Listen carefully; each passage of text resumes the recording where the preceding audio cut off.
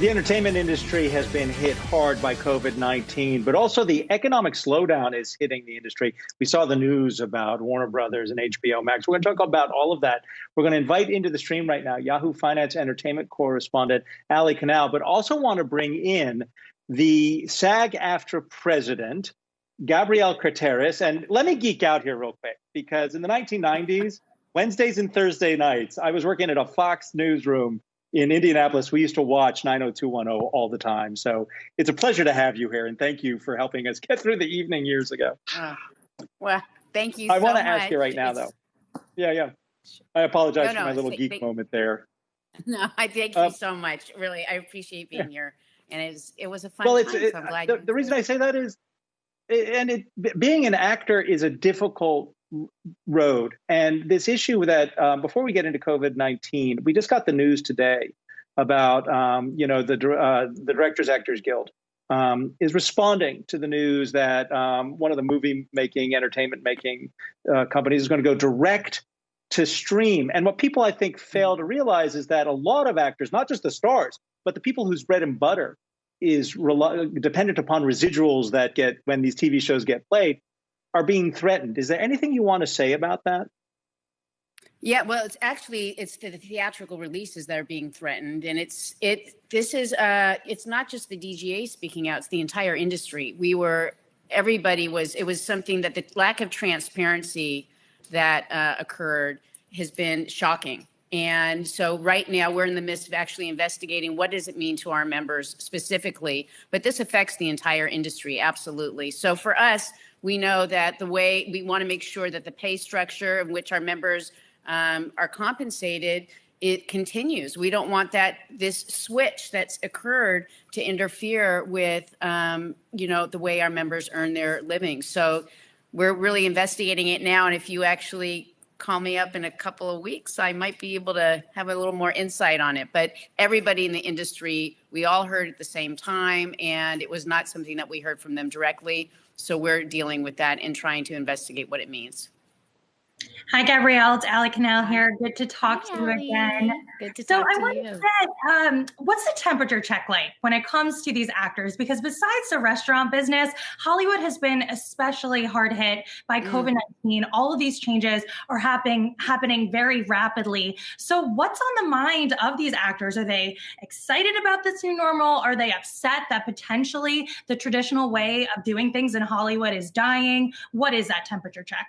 Well, the temperature check based on protocols, you mean, and what's going on with the industry being or even with streaming, is there, because I feel like as a performer, your dream is to have your film on the big screen, right? And now that seems to be changing.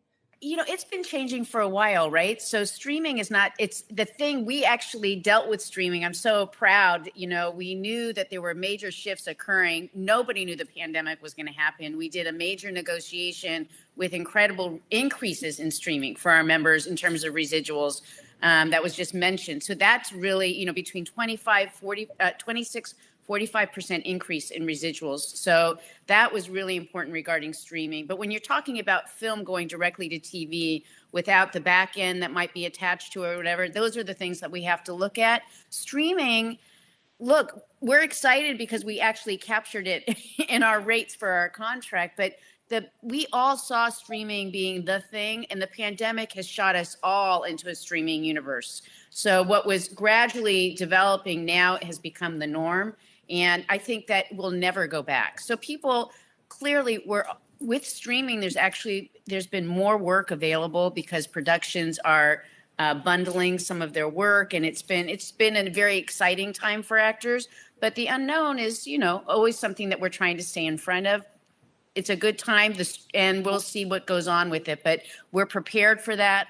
We have compensation, created for our members on that level. It's just what we really have to find out. What is the idea between Warner when they're going HBO Max directly without doing the theatrical release? What does that mean for our members? Because their contracts were created in a certain way for that process. And now if it goes differently, we have to see how that affects them. And Gabrielle, last time we spoke back in June, you guys had just enacted those safety procedures, the COVID-19 protocols. 6 months later, what have you learned? What's working? What needs to be adjusted now that we know a little more about this virus?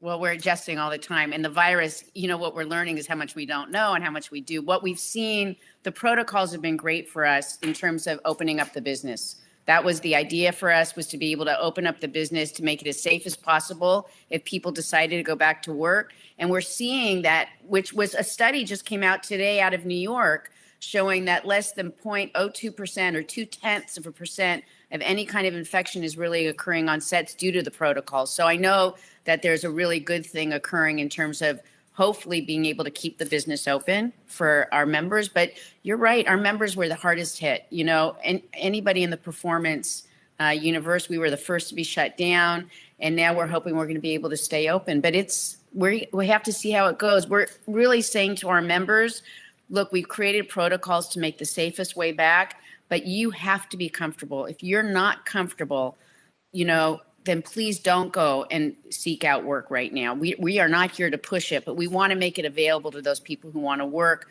and hopefully that they can stay working. But it's been, we are actually every month we're coming back, we're reevaluating. We have committees, we're dealing with the other unions, with the studios, and we're doing it on a regular basis, reevaluating where can we do better. But the 3 times a week right now of testing has been some of our best protocols so far.